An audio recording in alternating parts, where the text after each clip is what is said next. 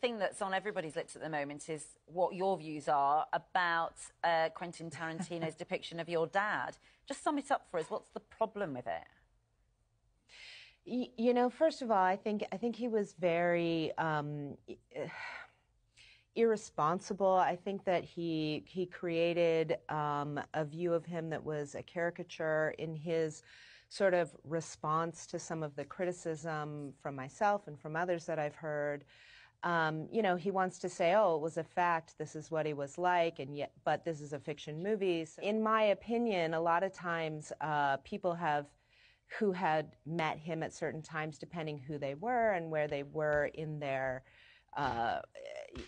you know, in terms of their dealings with him, really mistook his confidence, which he had in spades, as arrogance. And in particular, if they were, you know, white men in Hollywood or in the martial arts or something like that, there was a bit of a, yeah.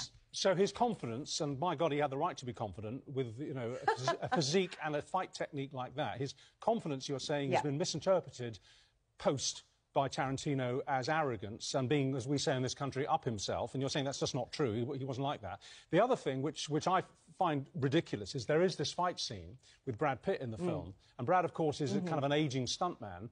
And it's kind of left open. There are 2 rounds, and they win 1 each. And then it's left open to see, and you're meant to sort of guess who would eventually win the fight. Now, I thought that was ridiculous, because Bruce Lee was unbeatable. I mean, he would have taken someone like Brad Pitt to the cleaners in about 3 seconds. And for me, I thought that was the most unbelievable... It's a great film, but I thought that was the most unbelievable section. That Bruce Lee would get a kicking from a 50-year-old bloke. It just wouldn't happen, would it?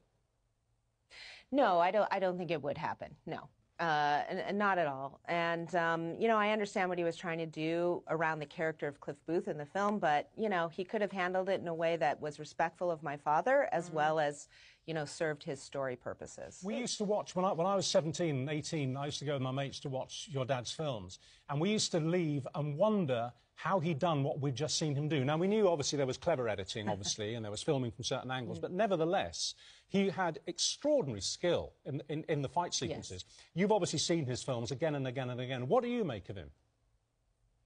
You know, my father, one of the things that people miss about my father is that he worked extremely hard. I mean, he trained for hours and hours on end every day. Well, do you think, in a way, that he is bigger?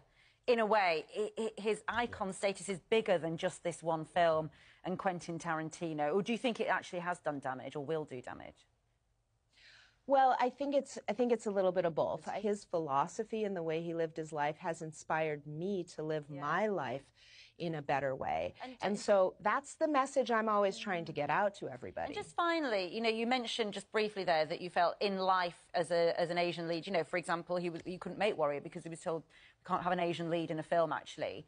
That this, what's happening now, sort of mocking him, do you feel that that's a sort of repeat of belittling him because, in a way, he's not here to answer back, but also, not racism, but a little bit of, you know, the white man knowing better is what you kind of alluded to.